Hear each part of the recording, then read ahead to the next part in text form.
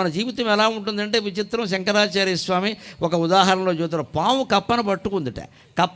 కప్ప పాము నోట్లో ఉందిట. ఇంత బాదురు కప్ప అంటూ లావుగా ఉంది. కప్ప పాము నోట్లో ఉందండి. పాము ఇలా పట్టుకుంది, కొంచెం మింగలేకపోతుంది, ఎందుకంటే లావుగా ఉంది కదా.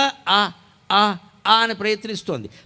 ఈ కప్ప ఏం చేస్తుందంటే తాను చచ్చిపోతున్నానని తెలుసుండు కూడా, పాము నోట్లో ఉన్నానని తెలుసుండు కూడా, తన కళ్ళ ముందు ఎగురుతున్న ఈగని మింగే ప్రయత్నం చేస్తుందట.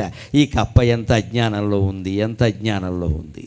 తను పాము నోట్లో ఉందా, కాసేపట్లో గుటకాయ స్వాహ అయిపోతుందా. అయినా సరే ఈ కాసేపట్లో ఆ పక్కన ఈగని మింగేసి, ఈ ఈగని మింగి ఏం చేస్తుందండి? ఇది ఏమనుభూతి పొందుతుంది? జీవితమే పోతుంటే మనం అలాగే ఉంటాం. మనం ఓ పక్క మోసపోతూనే ఉన్నాం, ఇందులోనే ఇంకోటి మోసం చేసేద్దామని చూస్తూ ఉంటాం. మనం ఎంత అమాయకత్వం, ఎంత అజ్ఞానం. మన జీవితమే అశాశ్వతం. పాము నోట్లో కప్పలా ఉంటే ఎప్పుడు పోతామో తెలియకుండా ఉంటే, సర్వసైన్యాధ్యక్షుడికి దిక్కు లేదే. హెలికాప్టర్ ఎక్కిన తర్వాత